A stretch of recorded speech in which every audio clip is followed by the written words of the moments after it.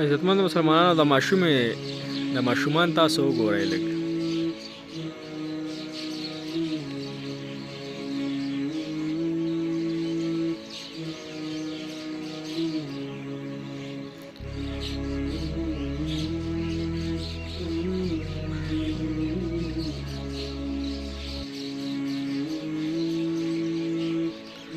ماشاءالله دومره حیا د اوس نه او دومره ښکلې پرده د اوس نه دغه رنګ خپلو بچو له تربیت وکړو او حیاناک احساس کړو.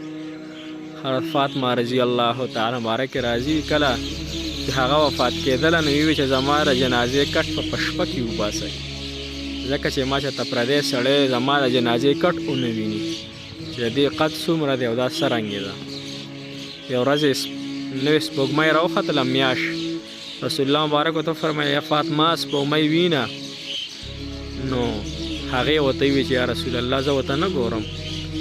ولې وي ځکه ورته نه ګورم چې دې میاشت لومبۍ میاشت چې راوخېږي نو خلک ورته ډېر ګوري، داسې نه چې زما نظر او د پردي سړي نظر په دې سپوږمۍ باندې یو شي او زما او د هغه نظر میلو شي.